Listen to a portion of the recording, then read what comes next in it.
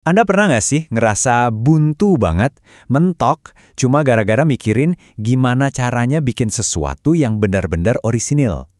Nah, hari ini kita bakal bongkar mitos itu dengan panduan dari buku fenomenal Austin Kleon, Mencuri Seperti Seniman.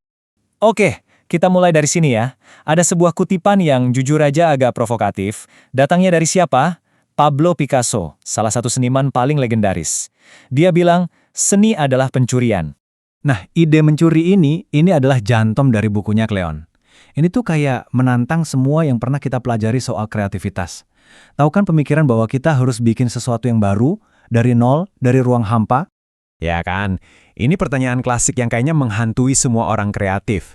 Waktu kita natapkan vas kosong, atau halaman putih di laptop, pasti kepikiran, duh ide-ide keren itu datangnya dari mana sih?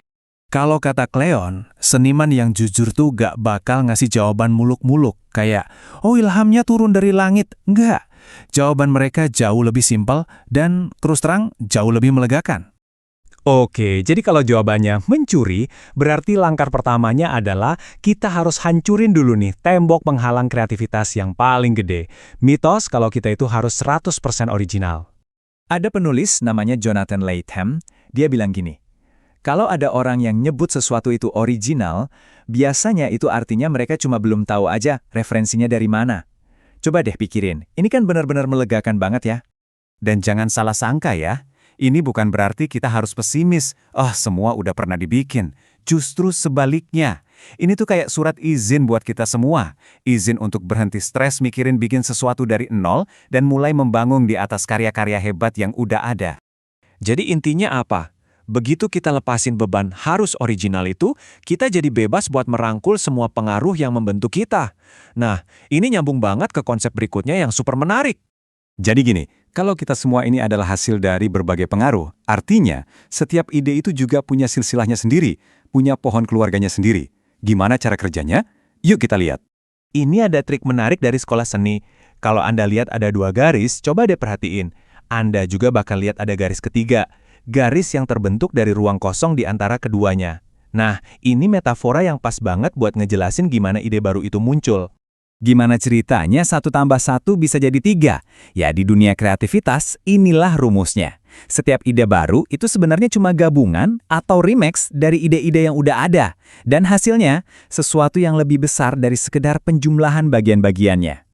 Coba deh, lihat diri kita sendiri. Secara genetik, kita ini kan campuran unik dari orang tua kita, kakek nenek kita. Tapi, kita adalah pribadi yang sama sekali baru. Nah, ide-ide kita juga gitu. Mereka adalah anak dari ide-ide sebelumnya, tapi punya kepribadian sendiri. Dan bagian paling kerennya, beda sama keluarga genetik yang nggak bisa kita pilih, silsilah kreatif kita itu sepenuhnya di tangan kita. Kita bisa milih sendiri guru-guru kita, teman-teman kita, buku yang kita baca, musik yang kita dengerin, semua inspirasi yang ngebentuk cara kita mandang dunia. Oke, sekarang kita udah sepakat nih, kreativitas itu soal mencuri. Pertanyaannya sekarang, gimana caranya jadi pencuri yang elegan, pencuri yang baik? Prinsip nomor 1, ingat ini, sampah masuk, sampah keluar. Maksudnya apa? Kualitas karya kita itu nggak akan pernah bisa lebih bagus dari kualitas inspirasi yang kita konsumsi. Jadi tugas kita adalah jadi kolektor ide yang pemilih, kumpulin cuma ide-ide yang bagus. Selanjutnya, coba deh telusuri silsilah ide-ide Anda. Jangan cuma belajar dari idola Anda, tapi gali lebih dalam lagi. Cari tahu, siapa sih idolanya idola Anda? Ini bakal ngebawa Anda ke sumber-sumber inspirasi yang mungkin nggak pernah Anda duga sebelumnya. Intinya, pendidikan itu tanggung jawab kita sendiri. Jadilah orang yang super kepo. Kalau nemu sesuatu yang nggak ngerti, ya cari tahu, Google, baca bukunya, kejar terus referensinya. Rasa penasaran itu bensinnya kreativitas. Dan yang terakhir, ini penting banget. Anda harus punya tempat buat nyimpen semua barang curian ini. Kleon nyebutnya swipe file. Bisa buku catatan, bisa folder di laptop, terserah. Anggap aja ini adalah peti harta karun ide Anda sendiri. Oke, anggaplah swipe file Anda udah penuh. Ide-ide keren udah numpuk. Tapi sekarang muncul tembok raksasa yang lain. Rasa takut buat mulai. Nah, gimana nih cara ngatasinnya? Pernah ngerasa kayak penipu? Kayak, aduh aku ini sebenarnya nggak tahu apa-apa. Nah, itu namanya impostor syndrome. Tapi tebak, semua orang juga ngerasain itu. Nggak ada yang benar-benar tahu apa yang mereka lakuin. Serius! Makanya ada mantra yang ampuh banget. Fake it till you make it. Pura-pura aja dulu sampai akhirnya beneran bisa. Anda nggak bisa nunggu sampai ngerasa siap, karena rasa siap itu nggak akan pernah datang.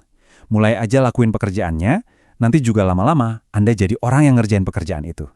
Cara paling gampang buat mulai, ya meniru. Tapi ini bukan plagiat ya. Anggap aja ini kayak bedah mesinnya kreativitas idola Anda. Tujuannya bukan buat nyolong karyanya, tapi buat masuk ke kepala mereka, buat ngerti cara mereka mikir. Ingat deh, The Beatles itu awalnya juga band cover loh.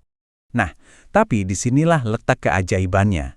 Sebagai manusia, kita itu nggak bisa bikin salinan yang 100% sama persis. Pasti ada aja deh cacatnya, sentuhan pribadi kita yang nggak sengaja masuk waktu kita mencoba meniru. Dan tahu nggak, justru di dalam kegagalan kita meniru itu, disitulah suara unik kita lahir. Disitulah kita nemuin diri kita sendiri. Jadi sekarang pertanyaannya buat Anda, karya apa yang akan Anda ciptakan?